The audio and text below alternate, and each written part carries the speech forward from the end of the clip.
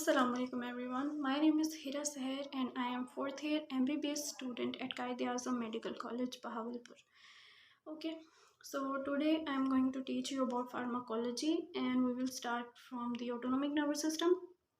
First of all, अब जो paper pattern है वो थोड़ा चेंज हो गया है। अब जो है वो स्टूडेंट्स को ज़्यादा कंसेप्चुअल पढ़ना पड़ेगा क्योंकि अब की दफ़ा के जो पेपर्स थे 2025 के वो ज़रा डिफ़िकल्ट लेवल के थे, वो कंसेप्चुअल बेस्ड थे, बहुत पास्ट पेपर क्वेश्चंस नहीं आए हुए थे।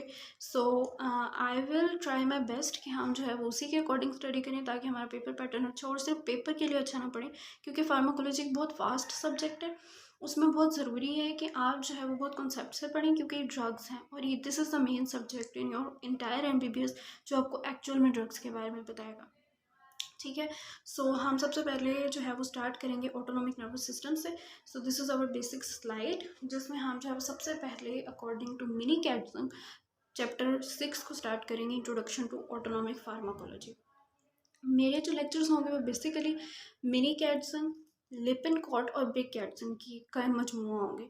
आप लोगों को लेक्चर सुनने के बाद सेपरेटली कोई बुक नहीं पढ़नी पड़ेगी, इसी में आपका सब कुछ कवर हो जाएगा। मैं आपको बता दूंगी कि कौन सी चीज़ें जो है वो लिपिनकॉट से करनी है, कौन सी चीज़ें बिग कैटसन से करनी है और कौन सी चीज़ें जो है वो मिनी कैटसन से करनी है, और इंशाल्लाह आपके डिस्टिंक्शन लेवल के नंबर आ जाएंगे।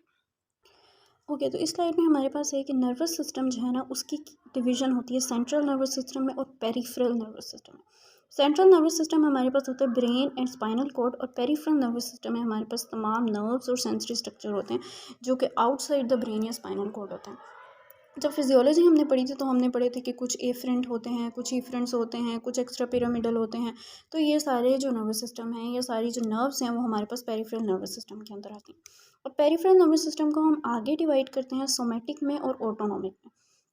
सोमैटिक हमारे पास voluntary control of skeleton muscle होता है, ठीक है, यानी जो हम वॉलंटरी जो भी मूवमेंट्स कर रहे हैं वो हमारे पास सोमैटिक नर्वस सिस्टम कंट्रोल कर रहा है, और ऑटोनॉमिक नर्वस सिस्टम हमारे इनवॉलंटरी मूवमेंट्स को कंट्रोल कर रहा है। और इनवॉलंटरी में हमारे पास जो मेनली है वो ग्लैंड्स और स्मूथ मसल्स आ जाते हैं। अब ऑटोनॉमिक नर्वस सिस्टम में हम आगे जो फर्दर डिवीजन करते हैं वो करते हैं सिंपैथेटिक, पैरासिम्पैथेटिक और इंटेरिक नर्वस सिस्टम की बेस पर, ठीक है। अब जो सिंपैथेटिक है ना उसमें हमारे पास फाइट और फ्लाइट का रिस्पॉन्स आता है, पैरासिम्पैथेटिक में रेस्ट और डाइजेस्ट का आता है। इसका मेन डिफरेंस आपकी बुक में भी लिखा हुआ है और मैं आपको स्लाइड्स में भी दिखाऊंगी, बट मेनली अब यहाँ पर जो मेन बात है ना वो यही है कि सिंपैथेटिक फाइट और फ्लाइट के लिए, पैरासिम्पैथेटिक रेस्ट एंड डाइजेस्ट के लिए आता है। और जो इंटेरिक नर्वस सिस्टम है वो हमारे पास GIT फंक्शन को जो है वो रेगुलेट करता है, ठीक है। अब हमारे पास इनमें से जो ऑटोनॉमिक नर्वस सिस्टम है ना वो एक इनवॉलंटरी ऑटोमेटिक पोर्शन है नर्वस सिस्टम का, जबकि दूसरा हमारे पास होता है वॉलंटरी यानी कि सोमैटिक नर्वस सिस्टम, जैसे कि स्लाइड में आपको एक्सप्लेन कर दिया गया। अब हमारे पास आता है कि जो ऑटोनॉमिक नर्वस सिस्टम है उसके अंदर सिंपैथेटिक है, पैरासिम्पैथेटिक है और इंटेरिक नर्वस सिस्टम है, राइट। अब जो इंटेरिक नर्वस सिस्टम है ना उसके बारे में ये बात है कि ये सेमी ऑटोनॉमस पार्ट होता है। Why it is semi autonomous part of the autonomic nervous system? वो इसलिए कि इंटेरिक ओके, नर्वस अब सिस्टम को autonomic semi nervous autonomous system इसलिए के अंदर कहते जो हैं क्योंकि इंटेरिक वो नर्वस सिस्टम है इसके अंदर समहाउ हमारे पास सेंट्रल होता नर्वस है सिस्टम से प्लेक्सस ऑफ इंडिपेंडेंट फंक्शन ऑरिबिक एंड करता है, प्लेक्सस बट ऑफ नॉट मिन्सलर, ये बातें हम इंटायरली पहले कवर इंडिपेंडेंट। चुके हैं। ठीक कुछ है, रीजंस प्लेक्सस ऑफ जिसकी वजह से हम उसको ऑरिबिक जो इंडिपेंडेंट है वो कहते हैं हमारे वो पास उसका लोकल सेंसरी कंट्रोल है, इनपुट जैसे कि लेती है न्यूरोट्रांसमीटर्स सिंपैथेटिक और वगैरह का रिलीज पैरासिम्पैथेटिक से। करवाना। इसके अलावा और हमारे पास जो sensory CNS afferent fibers oversight होते हैं करता ऑटोनॉमिक है, नर्वस यानी कि सिस्टम से, देखता है, और कुछ जो है इन्फ्लुएंस वो हमारे करता पास है, मोटर इंटेरिक फैक्टर्स नर्वस होते हैं। सिस्टम को लेकिन बहुत मेनली कम जो है, हम ड्रग का इफेक्ट पढ़ते यानी हैं वो ना डायरेक्टली वो गट के हम जो है एस्पेक्ट्स वो को मोटर कंट्रोल नहीं फाइबर्स कर में रहा, पढ़ते हैं, डायरेक्टली हम गट के सेंसरी एस्पेक्ट्स फाइबर्स को पढ़ नहीं पढ़ते। क्यों? इंटेरिक क्योंकि नर्वस उनके सिस्टम बारे में कंट्रोल हमें कर इतनी रहा ज़्यादा है, और इंफॉर्मेशन सेल्फ है ही नहीं, सस्टेनिंग उनके रिफ्लेक्सेस बारे होते में हैं इतनी इंटेरिक रिसर्च नर्वस नहीं सिस्टम की के गई। अंदर। जैसे बट उनके बारे में वाई हम रिसर्च होती है उसको तो जो है उनके वो बारे में कम्प्लीटली ड्रग्स भी डेवलप ऑटोनॉमस होंगे, क्यों नहीं इसीलिए कहते? मेनली जो है वो वो मोटर कम्प्लीटली सिस्टम को जो है वो ऑटोनॉमस चेंज इसलिए नहीं करते हैं, है उसी क्योंकि को CNS की मॉड्यूलेट करते हैं। मॉड्यूलेशन तो चाहिए ही होती है, ठीक है। उसके अलावा न्यूरोट्रांसमीटर की रेगुलेशन होती रहती है, जैसे कि इंटेरिक नर्वस सिस्टम डिपेंड करता है एसिटाइलकोलिन पर, सेरोटोनिन पर, डोपामिन पर, जो कि obviously central nervous system regulate करता है। इसीलिए ये सेमी ऑटोनॉमस है क्योंकि सम हाउ ये डिपेंडेंट भी है और ये नॉन डिपेंडेंट भी है।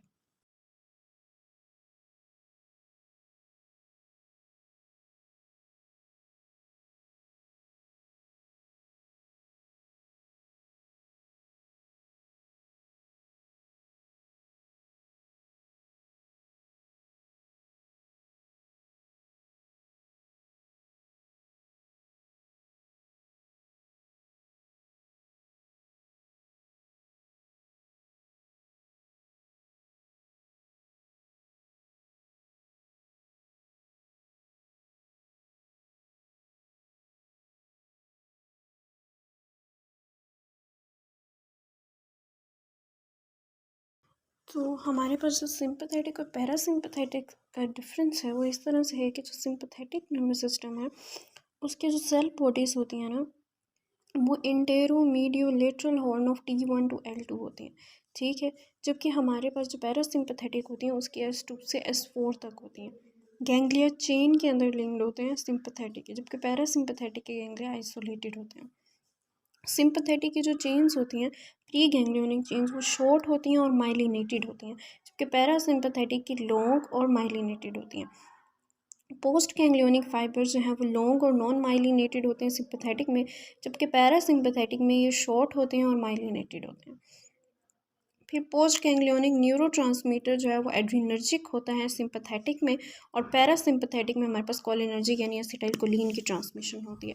देन वी हैव कि हमारे पास पॉइंट 6 है कि फाइट और फ्लाइट सिचुएशन होती है तो सिंपैथेटिक एक्टिवेट होता है, जबकि rest digest vegetative aspect of day to day living होती है तो वो हमारे पास पैरासिम्पैथेटिक होता है, ठीक है। सिंपैथेटिक और पैरासिम्पैथेटिक के डिफरेंस के बाद हमारे पास आ जाते हैं कुछ ऐसे रिसेप्टर्स जिनको कोई इनर्वेशन नहीं मिलती, यानी कुछ ऐसे रिसेप्टर्स होते हैं जिनको इनर्वेट ही नहीं किया जाता, यानी उनके पीछे कोई नर्व नहीं होती, ठीक है। वैसे तो हमें पता है ना कि रिसेप्टर्स है उसके ऊपर न्यूरोट्रांसमीटर आकर लगता है, ठीक है, गैंग्लियन है, दूसरे गैंग्लियंस हैं, लेकिन कुछ रिसेप्टर्स हैं जिनके ऊपर कोई ऐसा काम नहीं होता नॉर्मल बॉडी के अंदर, लेकिन जब उन पर ड्रग्स लगाई जाती है ना तो वो ड्रग्स सिस्टेमिकली उन पर आकर एक्ट करती हैं, ठीक है। तो वो रिसेप्टर्स कौन कौन से हैं जो नॉन इनर्वेटेड है, मोस्ट बहुत इंपॉर्टेंट है। तो some receptors that respond to the autonomic transmitters are the drugs receive no innervation, these include muscarinic receptors on the endothelium of blood vessels, some presynaptic receptors on nerve endings, and in some species the adrenoreceptors on the apocrine sweat glands, alpha 2 and beta adrenoreceptors on the blood vessels of the smooth muscles, ठीक है। Next हमारे पास आ जाते हैं neurotransmitter respect of the autonomic nervous system. अब हमारे पास ना जो न्यूरोट्रांसमीटर्स है ना ऑटोनोमिक नर्वस सिस्टम के अंदर वो दो तरह की ट्रांसमिशन होती है, कोलिनर्जिक ट्रांसमिशन और एड्रीनर्जिक ट्रांसमिशन।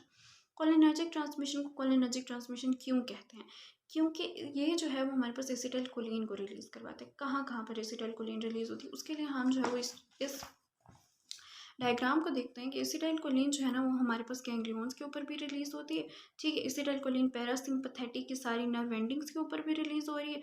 उसके अलावा एसिटाइलकोलिन सिंपैथेटिक का जो स्वेट ग्लैंड है ना उसके ऊपर भी रिलीज़ हो रही है, यानी थर्मो रेगुलेटरी स्वेट ग्लैंड के ऊपर भी, ठीक है, उसके ऊपर भी। और उसके अलावा हमारे पास वॉलंटरी मोटर नर्व यानी ये जो सोमैटिक कंट्रोल है स्केलेटल मसल्स का, इसके ऊपर भी एसिटाइलकोलिन रिलीज़ हो रही है, ठीक है। तो हमारे पास क्या आ जाता है कि acetylcholine is the primary transmitter in all autonomic ganglia and at synapses between parasympathetic post ganglionic neurons in the and their effector cells. It is the transmitter at the post ganglionic sympathetic neurons, ठीक है, to the thermoregulatory sweat glands and somatic skeletal muscles, ठीक है। Then हमारे पास आ जाती है इसके सिंथेसिस एंड स्टोरेज। इसके सिंथेसिस एंड स्टोरेज को जो है हम इस डायग्राम से करेंगे। ये एक बहुत डिटेल डायग्राम है जो कि लिपिन और बिकेट्सन का जो है वो एक मजमूआ है, ठीक है। इससे जो है आपकी सारी चीज़ें कवर हो जाएंगी। स्टार्ट करते हैं कि हमारे पास सबसे पहले क्या होता है कि कोलिन और सोडियम जो है वो को ट्रांसपोर्ट होते हैं। कोलिन और सोडियम को ट्रांसपोर्ट होकर अंदर आ जाते हैं नर्वस सेल के अंदर, ठीक है। ये जो नर्व टर्मिनल है सॉरी इसके अंदर आ जाते हैं। कोलिन अंदर आ गया, कोलिन जो है हमारे पास एसिटाइल को ए के साथ मिलता है और एसिटाइल कोलिन बना देता है। इस एसिटाइल को ए और कोलिन के मिलने के लिए जो एंजाइम हमें चाहिए होता है उसका नाम होता है कोलिन एसिटाइल ट्रांसफेरेज, और इस स्टेप का नाम है synthesis of the acetyl choline, ठीक है। अब एसिटाइल कोलिन यहाँ पर बन गया और ये जो कोलिन की ट्रांसपोर्ट है ये रेट लिमिटिंग स्टेप है। अब एसिटाइल कोलिन अगर बाहर रहेगा ना तो हम जो है वो इसको ये एसिटाइलकोलिन जो है इसको जो है वो हमने वेसिकल के अंदर ट्रांसपोर्ट करवाना है। अब $1,000,000 क्वेश्चन यहाँ ये है कि why we need to transport acetylcholine into the vesicle. तो उसके लिए ये है कि नर्व टर्मिनल के अंदर ऑलरेडी कुछ एंजाइम्स होते हैं जो कि इस एसिटाइलकोलिन की ब्रेक डाउन करवाना चाहते हैं, तो उसकी प्रोटेक्शन के लिए हम एसिटाइलकोलिन को जो है वो वेसिकल के अंदर स्टोर करवा देते हैं। अब इस वेसिकल के अंदर स्टोर करवाने के लिए इसको वेसिकल एसोसिएटेड ट्रांसपोर्ट से गुजरना पड़ता है और एसिटाइलकोलिन जो है वो यहाँ आकर वेसिकल के अंदर स्टोर हो जाती है, ठीक है। अब आगे प्रोसीड करने से पहले हम ड्रग्स को देख लेते हैं कि अगर कोलिन की जगह हेमिकोलिनियम चली जाए, ठीक है, सोडियम के साथ को ट्रांसपोर्ट हो जाए तो आगे जो है वो फर्दर रिएक्शन नहीं हो पाता क्योंकि एसिटाइलकोलिन नहीं बनती, क्योंकि हेमिकोलिनियम एसिटाइल कोई के साथ मिलकर कोई और प्रोडक्ट जनरेट करेगी विच इज़ नॉट एसिटाइलकोलिन, ठीक है। तो हेमिकोलिनियम इसके साथ कंपटीशन करती है और हेमिकोलिनियम कोलिन की जगह आ जाती है और एसिटाइलकोलिन की जगह कोई और प्रोडक्ट बनाती है जिसकी वजह से एसिटाइलकोलिन आगे जो है इनहिबिट हो जाता है फर्दर। ठीक है। तो इस स्टेप को इनहिबिट करता है हमारे पास हेमिकोलिनियम। देन वेसिकल एसोसिएटेड ट्रांसपोर्ट को हमारे पास इनहिबिट करता है ये ड्रग विज़ामिकोल। ठीक है, विज़ामिकोल जो है वेसिकल एसोसिएटेड ट्रांसपोर्ट को इनहिबिट कर देता है, जिससे एसिटाइलकोलिन वेसिकल के अंदर स्टोर नहीं हो पाती और यहीं डिस्ट्रॉय हो जाती है और आगे जो है वो ट्रांसपोर्ट नहीं हो पाती।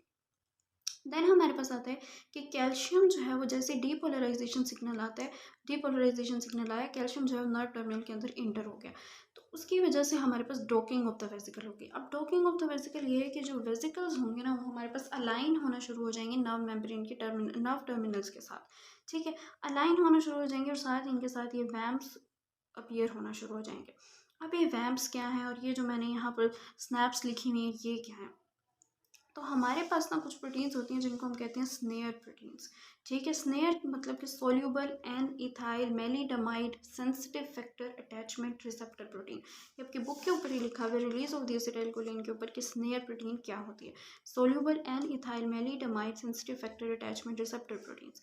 ठीक है, अब स्नेयर के ऊपर ना हमारे पास दो तरह की प्रोटीन्स होती हैं, वी स्नेयर यानी वेसिकल एसोसिएटेड और टी स्नेयर यानी कि टर्मिनल मेम्ब्रेन एसोसिएटेड प्रोटीन्स। ठीक है, अब जो हमारे पास वेसिकल एसोसिएटेड स्नेयर्स होती हैं इसको हम वेसिकल एसोसिएटेड मेम्ब्रेन प्रोटीन्स यानी कि वैम्प्स भी कहते हैं, जिनके अंदर साइनेप्टोब्रेविन और साइनेप्टोटैगमिन आ जाती हैं। और जो टी स्नेयर होती है ना इसको हम स्नैप भी कहते हैं यानी साइनेप्टोसोम एसोसिएटेड प्रोटीन। इसको स्नैप 25 या सिंटैक्सिन या अदर्स भी होते हैं, लेकिन मेनली ये दोनों होते हैं। ठीक है, अब होता क्या है कि ये वेसिकल की जैसे डॉकिंग होती है ना तो ये वैम्प्स इसके साथ अपीयर होना शुरू हो जाते हैं। वैसे भी ये इसके साथ होते हैं लेकिन यहाँ पर ये मोर प्रोमिनेंट हो जाते हैं।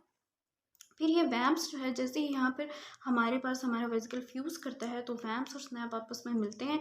ठीक है, और ये वेसिकल जो है वो मेम्ब्रेन के साथ फ्यूज़ कर जाते हैं और एसिटाइलकोलिन जो है वो सेल से बाहर निकल आती है। अब एसिटाइलकोलिन बाहर आती है ना तो इसके पास तीन रास्ते होते हैं, या तो ये पोस्ट सिनेप्टिक के ऊपर आकर लग जाए या ये प्री सिनेप्टिक रिसेप्टर के ऊपर जाकर लग जाए। प्री सिनेप्टिक रिसेप्टर हमारे पास एक्चुअल में रेगुलेटरी रिसेप्टर्स होते हैं, यानी अगर एसिटाइलकोलिन प्री सिनेप्टिक रिसेप्टर के ऊपर जाकर लगेगी तो ये अपने आप को रेगुलेट करवाएगी, यानी ये इस नर्व टर्मिनल को बताएगी कि एसिटाइलकोलिन यहाँ पर ऑलरेडी वाफिर मिकदार में है, तो ज़्यादा एसिटाइलकोलिन रिलीज करने की अब कोई ज़रूरत नहीं है। ये रेगुलेटरी होते हैं। ठीक है, आगे आप पढ़ेंगे कि इन रेगुलेटरी रिसेप्टर्स को हम ऑटो रिसेप्टर्स कहते हैं। ठीक है, वो आगे इसी चैप्टर में आ जाएगा। अब एसिटाइलकोलिन के पास तीसरा रास्ता ये है कि वो एसिटाइलकोलिन जो है वो एसिटाइलकोलिन कोलिनेस्ट्रेज एंजाइम के जरिए एसिटाइलकोलिन एस्ट्रेज एंजाइम के जरिए ब्रेक डाउन हो जाती है, कोलिन और एसीटेट बन जाती है। अब ये जो कोलिन जनरेट हुआ है ना यही कोलिन हम यहाँ पर फर्दर यूटिलाइज करते हैं यहाँ पर।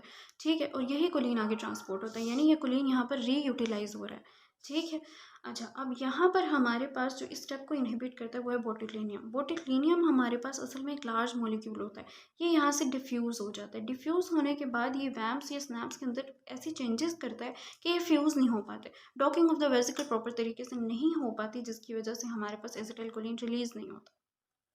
ठीक है, लेकिन यहीं पर मैंने एक नाम लिखा हुआ है स्पाइडर वेनम। अब स्पाइडर वेनम एसिटाइलकोलिन को रिलीज़ करवाते हैं, यानी एक ऐसा इंसान अगर किसी को उसके अंदर स्पाइडर वेनम चला गया है तो उसके अंदर एक्सेस ऑफ एसिटाइलकोलिन रिलीज़ होगी। ठीक है, लेकिन बोtulinum टॉक्सिन क्या करता है कि ये एसिटाइलकोलिन को इनहिबिट करवा देता है। ये हमारे पास हो गई एसिटाइलकोलिन की सिंथेसिस, उसकी रिलीज़, उसकी स्टोरेज और उसकी टर्मिनेशन तक हमने ये सारा देख लिया।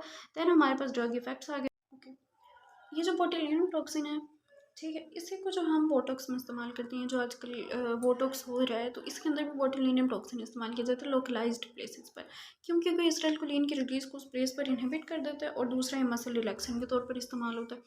ठीक है, तो इसीलिए हम बोटुलिनियम टॉक्सिन को as a drug today use करते हैं, बाकियों को ऐसे यूज़ नहीं करते क्योंकि हमें बहुत जनरलाइज्ड इफेक्ट नहीं चाहिए। आगे भी हम ऑटोनॉमिक नर्वस सिस्टम जब पढ़ेंगे तो हम उसी ड्रग को प्रेफर करेंगे जो एक लोकलाइज्ड इफेक्ट देगा। ठीक है, ओके, नेक्स्ट हमारे पास आता है एड्रिनर्जिक ट्रांसमिशन।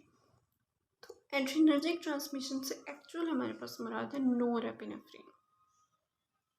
ठीक है, अब नोरेपिनेफ्रिन असल में हमारे पास प्राइमरी न्यूरोट्रांसमीटर कहाँ कहाँ पर है, तो इसके लिए हम उसी प्रीवियस डायग्राम पर जाते हैं जिसमें हमने एसिटाइलकोलिन को देखा था। अब देखें, अब हमारे पास देखें कि यहाँ पर हमारे पास जो नोरेपिनेफ्रिन है वो कहाँ कहाँ पर है। सारे सिंपैथेटिक टर्मिनल्स पर हमारे पास नोरेपिनेफ्रिन है एक्सेप्ट स्वेट ग्लैंड। एपोक्राइन और एक्राइन स्वेट ग्लैंड्स क्या होते हैं? ये दो तरह के स्वेट ग्लैंड्स हैं जिनकी जो हमारे पास न्यूरोट्रांसमीटर का मैकेनिज्म है ना वो भी डिफरेंट है। हमारे पास जो एपोक्राइन स्वेट ग्लैंड है ना इसको जो है वो सिंपैथेटिक सप्लाई तो मिलती है, ठीक है, लेकिन इसके अंदर जो न्यूरोट्रांसमीटर रिलीज़ होता है वो भी हमारे पास एड्रीनर्जिक है। इसीलिए अगर किसी को स्ट्रेस होता है, इमोशनल चेंजेस होती हैं, तो उसके अंदर एपोक्राइन स्वेट ग्लैंड स्टिमुलेट होते हैं और उसके अंदर जो है वो हमारे पास जो स्वेट आता है जो स्ट्रेस सिचुएशन के अंदर होता है वो एपोक्राइन स्वेट ग्लैंड के अंदर होता है। लेकिन हमारे पास अगर हीट की वजह से, एक्सरसाइज की वजह से या ह्यूमिडिटी की वजह से जो स्वेट आता है वो हमारे पास not because of sympathetic activation, वो पैरासिम्पैथेटिक की एक्टिवेशन की वजह से होता है, क्योंकि उसके अंदर हमारे पास एसिटाइलकोलिन रिलीज होता है और एसिटाइलकोलिन हमारे पास जब रिलीज होता है तो वो एक्राइन स्वेट ग्लैंड्स को स्टिमुलेट करता है। ठीक है, हमने पढ़ा था ना कि हमारे पास दो तरह के स्वेट ग्लैंड्स हैं। स्वेट ग्लैंड्स जिनके अंदर सप्लाई तो सिंपैथेटिक की आती है, यानी नर्व सप्लाई जो पोस्ट गैंग्लियोनिक सप्लाई है वो तो सिंपैथेटिक है, लेकिन जो न्यूरोट्रांसमीटर रिलीज हो रहा है वो एसिटाइलकोलिन, तो वो एक्राइन स्वेट ग्लैंड्स हैं। ठीक है, और एक्राइन स्वेट ग्लैंड्स की जो लोकेशन होती है वो पाम, सोल्स एंड फोरहेड होती है और एपोक्राइन स्वेट ग्लैंड की लोकेशन जो है वो आर्मपिट्स और जेनिटल एरियाज होती है। ये मेन डिफरेंस है। ये बहुत इंपॉर्टेंट वाइवा क्वेश्चन भी है, क्योंकि ये पूछा जाता है कि एपोक्राइन और एक्राइन स्वेट ग्लैंड्स में क्या डिफरेंस है, इनके अंदर ऐसा क्या मैकेनिज्म होता है जो उनको डिफ्रेंशिएट करता है। और एक्राइन के अंदर सप्लाई तो सिंपैथेटिक आती है, लेकिन उसका न्यूरोट्रांसमीटर कौन सा है, एसिटाइलकोलिन उसका न्यूरोट्रांसमीटर है, फिर वो किस तरह से फंक्शन करता है, ये सारी बातें काफ़ी इंपॉर्टेंट है, इनको अच्छे से याद कर लेना है। कि एक्सेप्शन तो हमने पहले भी देख चुके हैं कि स्वेट ग्लैंड्स हमारे पास दो तरह के होते हैं, एपोक्राइन और एक्राइन स्वेट ग्लैंड, ये तो बात हम देख चुके हैं। अच्छा, उसके अलावा हमारे पास नॉरएपिनेफ्रीन और किस जगह पर जो है वो नहीं होती, उसमें हमारे पास नॉरएपिनेफ्रीन होती है वेसोडाइलेटर सिंपैथेटिक फाइबर्स इन स्केलेटन मसल। अब देखें, है तो ये सिंपैथेटिक फाइबर्स ही स्केलेटन मसल की, ठीक है, लेकिन इनके अंदर जो हमारे पास न्यूरोट्रांसमीटर रिलीज होता है वो एसिटाइलकोलिन रिलीज होता है। ये बात भी हम इस डायग्राम में एक्चुअल में एक्सप्लेन कर चुके हैं कि देखें, यहाँ पर हमारे पास सोमैटिक स्केलेटन मसल्स है ना, तो एसिटाइलकोलिन यहाँ पर एज अ न्यूरोट्रांसमीटर रिलीज होती है, क्योंकि हमने पढ़ा है कि सोमैटिक मोटर कंट्रोल या वोलेंट्री मोटर नर्व्स के अंदर हमारे पास जो न्यूरोट्रांसमीटर है वो एसिटाइलकोलिन है। हालांकि ये है एक सिंपैथेटिक फाइबर, लेकिन इसके अंदर हमारे पास जो रिलीज हो रहा है न्यूरोट्रांसमीटर वो एसिटाइलकोलिन है। नेक्स्ट हम मूव करते हैं इसके सिंथेसिस एंड स्टोरेज पे। ओके, नॉरएपिनेफ्रिन के सिंथेसिस हमारे पास किस तरह से होती है कि हमारे पास टायरोसिन सोडियम के साथ को ट्रांसपोर्ट होता है और टायरोसिन और सोडियम जो है वो नर्व टर्मिनल के अंदर आ जाते हैं। नेक्स्ट टायरोसिन हाइड्रोक्सिलेज के ज़रिए डोपा में कन्वर्ट हो जाता है। अब इस टायरोसिन हाइड्रोक्सिलेज के साथ अगर हम एक ड्रग मेट टायरोसिन को दे दें तो टायरोसिन की जगह मेट टायरोसिन उसके साथ आके रिएक्ट करता है, जो कि हमारे पास एट द एंड अगर रिएक्शन होता है तो वो मेट डोपामीन और मेट नॉरएपिनेफ्रीन बनाते हैं, जो कि हमारे पास किसी काम का नहीं है। हमें तो एटलीस्ट नॉरएपिनेफ्रीन चाहिए रिएक्शन परफॉर्म करवाने के लिए, ठीक है, तो वो तो हमारे किसी काम का नहीं, इसीलिए मेट टायरोसिन इस स्टेप को इनहिबिट करता है। Then we have dopa and dopamine. Dopa से डोपामीन बनता है by dopa decarboxylase and this is the rate limiting step. Okay, next हमारे पास आता है डोपा से डोपामीन बनता है एंड देन हमारे पास monoamine oxidase inhibitor, monoamine oxidase जो है वो इसको इनएक्टिव मेटाबोलाइट में कन्वर्ट करवा देते हैं, कि इसको डोपा और डोपामीन को, और ये इनएक्टिव मेटाबोलाइट यूरिन के अंदर रिलीज हो जाते हैं। यानी अगर हमने जो है वो डोपा और डोपामीन को प्रोटेक्ट नहीं किया तो हमारे पास जो है वो ये सारे का सारा तो मोनोमाइन ऑक्सीडेज जो है वो इसको इनहिबिट कर देगा। तो डोपामीन को जो है हम एक वेसिकल के ज़रिए, एक वेसिकुलर ट्रांसपोर्ट के ज़रिए वेसिकल के अंदर ले जाते हैं। जो वेसिकुलर ट्रांसपोर्ट है वो हमारे पास है वेसिकुलर मोनोअमाइन ट्रांसपोर्ट। नाउ पिछली दफ़ा तो हमने उसको मोनोअमाइन नहीं कहा था, we just said vesicular transport. तो मोनोअमाइन क्यों? क्योंकि ये हमारे पास डोपामीन या नॉरएपिनेफ्रिन एक्चुअल में मोनोअमाइंस कहलाते हैं, इनको हम कहते हैं कैटेकोलामाइंस हैं, ठीक है। इनको कैटेकोलामाइंस क्यों कहा जाता है इसकी डिटेल आगे आ जाएगी, लेकिन ये एक्चुअल में मोनोअमाइंस होते हैं, ठीक है। देन वी हैव नॉरएपिनेफ्रिन से आगे जो है वो हमारे पास बिल्कुल कैल्शियम आता है, डिपोलराइजेशन होती है और हमारे पास नॉरएपिनेफ्रिन बिल्कुल एसिटिलकोलिन की तरह रिलीज हो जाता है। अब हमारे पास ये जो वेसिकुलर ट्रांसपोर्ट है इसको इनहिबिट करता है ड्रग रिजरपाइन। रिजरपाइन जो है ना, हम ऐसा ड्रग है जो हम बहुत पहले यूज़ किया करते थे फॉर हाइपरटेंशन, क्योंकि नॉरएपिनेफ्रिन एक्चुअल में हमारे पास ब्लड प्रेशर को जो है वो बढ़वाता है। तो रिसरपाइन जो है वो हम बहुत पहले यूज़ किया करते थे फॉर नॉरएपिनेफ्रिन इनहिबिशन, ताकि हमारे पास ब्लड प्रेशर यानी हाइपरटेंशन जो है वो कंट्रोल हो जाए। अब यूज़ क्यों नहीं करते इसकी डिटेल हम आगे देखेंगे। देन वी हैव नॉरएपिनेफ्रिन जो है वो वेसिकल से रिलीज़ हो जाती है। अब वेसिकल से रिलीज़ जब होती है तो इस स्टेप को इनहिबिट करता है हमारे पास एक और ड्रग जिसका नाम है ग्वानिथिड्राइन, ठीक है। अब ग्वानिथिड्राइन इस स्टेप को इनहिबिट कर देता है। Why not बोट्यूलिनियम?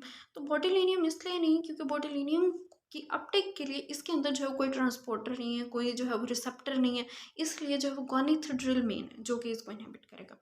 देन नोरेपिनेफ्रीन हमारे पास यहाँ पे रिलीज हो जाता है। अब नोरेपिनेफ्रीन के पास ऑप्शन ये है कि या तो पोस्ट सिनेप्टिक पर जाकर लगे या प्री सिनेप्टिक पर जाकर लगे। प्री सिनेप्टिक ऑब्वियसली रेगुलेटरी होते हैं, या फिर जो हमारे पास नोरेपिनेफ्रीन है, ये नोरेपिनेफ्रीन रीअपटेक हमारे पास ट्रांसपोर्टर होता है, ये अब रीअपटेक 1 ट्रांसपोर्टर, इसके ज़रिए नोरेपिनेफ्रीन जो है वो वापस चली जाए न्यूरॉन के अंदर। तो मेनली हमारे पास नोरेपिनेफ्रीन यही स्टेप फॉलो करती है। ओके, अब नोरेपिनेफ्रीन के एक और स्टेप दिखाया गया कि मोनोमाइन ऑक्सीडेज के जरिए इनएक्टिव मेटाबोलाइट में कन्वर्ट हो जाती है। देखिए पहले डोपामीन भी इसी तरह करी थी, लेकिन नोरेपिनेफ्रीन भी यही स्टेप फॉलो करती है। वो भी मोनोमाइन ऑक्सीडेज के इनसाइड द नर्व टर्मिनल भी वो यही काम करती है कि मोनोमाइन ऑक्सीडेज के जरिए जो वो यूरिन के अंदर चली जाती है by converting into inactive metabolites. इसके अलावा नोरेपिनेफ्रीन मेनली तो ये बात फॉलो करती है कि वो रीअपटेक हो जाती है, या फिर उसको एक्स्ट्रा सेलुलरली एक्स्ट्रा बाहर नर्व टर्मिनल के बाहर भी हमारे पास कॉम्प्ट या मोनोमाइन ऑक्सीडेज जो है वो उसको इनहिबिट कर देते हैं। ठीक है, अब मेनली हमारे पास ये जो रीअपटेक ट्रांसपोर्टर है ना, इसको इनहिबिट करने के लिए हमारे पास ये ड्रग्स हैं, कोकेन, TCA और इमिप्रामाइन और SNRIs। ये सारे क्या ड्रग्स हैं, TCA क्या है, इमिप्रामाइन क्या है, ये हम आगे पढ़ेंगे जब हम सेंट्रल नर्वस सिस्टम को पढ़ेंगे। देन डिटेल इनकी एक्सप्लेनेशन होगी, ये कैसे नोरेपिनेफ्रीन को इनहिबिट करते हैं, इसके रीअपटेक को इनहिबिट करते हैं, देन इनका इफेक्ट क्या होता है। फिलहाल के लिए आप बस इनके नाम याद कर लें कि कोकेन है, TCA है, इमिप्रामाइन है और SNRIs है। ठीक है, अब हमें ये पता है कि ये जो नोरेपिनेफ्रीन है हमारे पास, इसको ब्रेक कर दिया जाता है मोनोमाइन ऑक्सीडेज के ज़रिए, ठीक है, और कॉम्प्ट के ज़रिए, और इसके ज़रिए हमारे पास जो भी प्रोडक्ट्स बनते हैं वो यूरिन के अंदर रिलीज़ होते हैं। जब वो यूरिन के अंदर रिलीज़ होते हैं ना, ठीक है, तो वो हमारे पास एक डिटेक्टिव फैक्टर बन जाते हैं। डिटेक्टिव फैक्टर किस लिए? एक डिजीज़ होती है जिसको हम कहते हैं फियोक्रोमोसाइटोमा, ठीक है। फियोक्रोमोसाइटोमा के अंदर हमारे पास नोरेपिनेफ्रीन और एपिनेफ्रीन का वैल्यू जो है वो बढ़ी हुई होती है, ठीक है। इसको कैसे पता चलता है, हम कैसे इस चीज़ को डिटेक्ट कर सकते हैं कि नोरेपिनेफ्रीन के जो मेटाबोलाइट्स होते हैं ना, बाय दीज मोनोमाइन ऑक्सीडेज या कॉम्स, वो यूरिन के अंदर रिलीज होते हैं। तो यूरिन के ज़रिए हम चेक कर सकते हैं कि कितनी परसेंटेज एक्चुअल में नॉर्मल अमाउंट में होती है और कितनी जो है वो भी पेशेंट के अंदर, अगर पेशेंट के अंदर एक्सेस में वो मेटाबॉलिक प्रोडक्ट्स होंगे, ठीक है, तो वो हमारे पास जो है वो एक्चुअल में फियोक्रोमोसाइटोमा होगा उस पेशेंट को, ठीक है। हमारे पास टायरोसिन सोडियम के साथ ट्रांसपोर्ट होता है और टायरोसिन और सोडियम जो है मतलब मिलकर आता है। नेक्स्ट टायरोसिन हाइड्रोक्सी हाइड्रोक्साइलेज के जरिए प्रोफाइल कन्वर्ट हो जाता है। अब इस टायरोसिन हाइड्रोक्साइलेज के साथ अगर हम ड्रग टायरोसिन को दें तो टायरोसिन जो टायरोसिन के साथ रिएक्ट करता है, जो कि हमारे पास एट द एंड अगर रिएक्शन होता है तो मेटडोपामाइन और नॉरपेनेफ्रिन जो कि हमारे पास काम करते हैं, तो एक्टिव नॉरपेनेफ्रिन रिएक्शन को ठीक है, तो वो हमारी काम है। इसलिए मैं टायरोसिन स्टेप इनहिबिट करता है। Then we have dopamine. Dopamine से डोपामाइन बनता है, फिर oxidase and this is the rate step. Okay, next हमारे पास डोपामाइन बनता है एंड देन हमारे पास monoamine oxidase inhibitor, monoamine oxidase जो है वो इसमें एक्टिव मेटाबोलाइट कन्वर्ट करता है डोपामाइन को, और ये एक्टिव मेटाबोलाइट यूजर रिलीज होता है। यानी अगर हमने जो है डोपामाइन प्रोटेक्ट नहीं किया तो हमारे पास जो है वो ये सारे मोनोमाइन ऑक्सीडेज जो है उसको इनहिबिट कर देगा। तो डोपामाइन को जो हम वेसिकल के जरिए एक वेसिकल ट्रांसपोर्ट के जरिए वेसिकल जाते हैं, जो वेसिकल ट्रांसपोर्ट है वो हमारे पास वेसिकल मोनोमाइन ट्रांसपोर्ट। नाउ पिछले बार हमने मोनोमाइन नहीं कहा, वेसिकल ट्रांसपोर्ट तो मोनोमाइन क्यों, क्योंकि हमारे डोपामाइन और एक्चुअली मोनोमाइन कहलाते हैं, इनको कहते हैं कैटेकोलामाइन, ठीक है। इनको कैटेकोलामाइन कहा जाता है, इसके लिए एक्चुअली मोनोमाइन होते हैं, ठीक। देन वी हैव नोरेपिनेफ्रिन आके जो है हमारे पास रिलेशन पोलराइजेशन होती है और हमारे पास नोरेपिनेफ्रिन को एसिटिलिन की तरह रिलीज होता है। अब हमारे पास जो वेसिकल ट्रांसपोर्ट है इसको इनहिबिट करता है, जो रिसेप्टर जिससे जो है हम ऐसा करते हैं, हम वो पहले यूज करते थे फॉर हाइपरटेंशन, क्योंकि नोरेपिनेफ्रिन एक्चुअली हमारे ब्लड प्रेशर को जो बढ़ाता है, तो इस टाइम जो है हम वो पहले यूज करते थे और नोरेपिनेफ्रिन इनहिबिशन ताकि हमारे ब्लड प्रेशर हाइपरटेंशन कंट्रोल हो जाए। अब यूज नहीं करते, इसके लिए देखिए। देन वी हैव नोरेपिनेफ्रिन जो वेसिकल से रिलीज होता है, वेसिकल से रिलीज जो होती है इसका को इनहिबिट करता है हमारे पास एक और ड्रग जिसका नाम है गोनाइथेट्रिन, ठीक है। अब गोनाइथेट्रिन इसको इनहिबिट करता है। माइनर बोtulinum, बोtulinum इसलिए नहीं, क्योंकि बोtulinum की अपटेक के लिए इसके अंदर जो ट्रांसपोर्टर नहीं है, कोई जो रिसेप्टर नहीं है, इसलिए जो गोनाइथेट्रिन नहीं है जो कि इसको इनहिबिट करेगा। देन नोरेपिनेफ्रिन हमारे पास यहाँ पे रिलीज होता है। अब नोरेपिनेफ्रिन के पास ऑप्शन ये है कि या पोस्ट सिनेप्टिक या प्री सिनेप्टिक या प्री सिनेप्टिक रेगुलेटरी होता है, या फिर जो हमारे पास नोरेपिनेफ्रिन है, ये नोरेपिनेफ्रिन रीअपटेक हमारे पास ट्रांसपोर्ट होता है, ये रीअपटेक 1 ट्रांसपोर्ट, इसके जरिए नोरेपिनेफ्रिन जो वापस चले जाता है। तो मेनली हमारे नोरेपिनेफ्रिन यही स्टेप होती है। अब नोरेपिनेफ्रिन के एक और सब दिखाया गया कि मोनोमाइन ऑक्सीडेज के जरिए एक्टिव मेटाबोलाइट कन्वर्ट हो जाता है। ये डोपामाइन भी इस तरह की नोरेपिनेफ्रिन भी यही स्टेप होती है, वो monoamine oxidase inside the neural terminal भी ये काम करती है, मोनोमाइन ऑक्सीडेज जो यूरिन में जल्दी जल्दी बाय कन्वर्टिंग मेटाबोलाइट। इसके अलावा नोरेपिनेफ्रिन के पास प्रोटीन रीअपटेक हो जाए, या फिर उसको एक्स्ट्रा सेलुलरली एक्स्ट्रा बाहर नर्व टर्मिनल के बाहर भी हमारे पास कौन या मोनोमाइन ऑक्सीडेज जो है उसको इनहिबिट करते हैं, ठीक है। अब मेनली हमारे पास जो रीअपटेक ट्रांसपोर्टर है ना, इसको इनहिबिट करने के लिए हमारे पास ये ड्रग्स हैं, कोकेन, TCA और इमिप्रामाइन और SNRIs। ये सारे चार ड्रग्स हैं, TCA क्या है, इमिप्रामाइन क्या है, ये हम आगे पढ़ेंगे, सेंट्रल नर्वस सिस्टम पढ़ेंगे। मैंने डिटेल एक्सप्लेनेशन दी कि कैसे नोरेपिनेफ्रिन को इनहिबिट करते हैं, रीअपटेक को इनहिबिट करते हैं, देन इनका इफेक्ट क्या होता है। फिलहाल आप नाम याद रखें, कोकेन है, TCA, इमिप्रामाइन है और SNRIs, ठीक है। अब हमें ये पता है कि जो नोरेपिनेफ्रिन है हमारे पास, इसको ब्रेक कर दिया जाता है मोनोमाइन ऑक्सीडेज के जरिए, ठीक है, और कॉम्प्ट के जरिए, और इसके जरिए हमारे पास जो भी प्रोडक्ट्स बनते हैं वो यूरिन के अंदर रिलीज होते हैं। जब यूरिन के अंदर रिलीज होते हैं ना, ठीक है, तो वो हमारे पास एक डिटेक्टिव फैक्टर बन जाता है। डिटेक्टिव फैक्टर किस लिए? एक डिजीज होती है जिसको कहते हैं फियोक्रोमोसाइटोमा, ठीक है। फियोक्रोमोसाइटोमा के अंदर हमारे पास नोरेपिनेफ्रिन और एपिनेफ्रिन का वैल्यू जो है बढ़ी होती है, ठीक है। इसको कैसे पता चलता है, हम कैसे इसको डिटेक्ट कर सकते हैं कि नोरेपिनेफ्रिन के जो मेटाबोलाइट्स होते हैं ना, बाय दीस मोनोमाइन ऑक्सीडेज कॉम्प्स यूरिन के अंदर रिलीज होते हैं। तो यूरिन के जरिए हम चेक कर सकते हैं कि कितनी परसेंटेज एक्चुअली नॉर्मल अमाउंट में होगी और कितनी जो है वो पेशेंट के अंदर, पेशेंट के अंदर एक्सेस में मेटाबॉलिक प्रोडक्ट्स होंगे, ठीक है, तो वो हमारे पास जो है वो एक्चुअली फियोक्रोमोसाइटोमा होगा उस पेशेंट को, ठीक है। ओके, देन वी हैव हम को ट्रांसपोर्टर। को ट्रांसपोर्टर असल में क्या होते हैं कि हमारे पास एक जब न्यूरोट्रांसमीटर या कोई भी न्यूरोट्रांसमीटर रिलीज़ होता है किसी वेसिकल से, जैसे कि यहाँ से नॉरेपिनेफ्रिन रिलीज़ हो रही है, तो इसके साथ और भी बहुत सारे ट्रांसपोर्टर्स होते हैं जो रिलीज़ होते हैं। ठीक है, वो बहुत सारे ट्रांसपोर्टर्स क्यों रिलीज़ होते हैं और वो होते कौन से हैं? सबसे पहले हम देख लेते हैं ट्रांसपोर्टर्स होते कौन से हैं। वो होते हैं ATP, enkephalins, vasoactive intestinal peptides, neuropeptide, substance P, neurotensin, somatostatins and others. अब इनका मेन रोल क्या होता है कि ये ऑब्वियसली मॉड्यूलेशन के लिए इस्तेमाल होते हैं, सिनेप्टिक ट्रांसमिशन के। ठीक है, अब सिनेप्टिक ट्रांसमिशन के मॉड्यूलेशन के लिए कैसे कि बहुत सारे अगर ये ट्रांसमीटर होंगे तो नॉरएपिनेफ्रिन उस वेसिकल के अंदर कम होगा, यानी उसका नॉरएपिनेफ्रिन का इफेक्ट कम आएगा, तो ये सारे जो हैं उसकी रेगुलेशन के लिए इस्तेमाल होते हैं। ठीक है,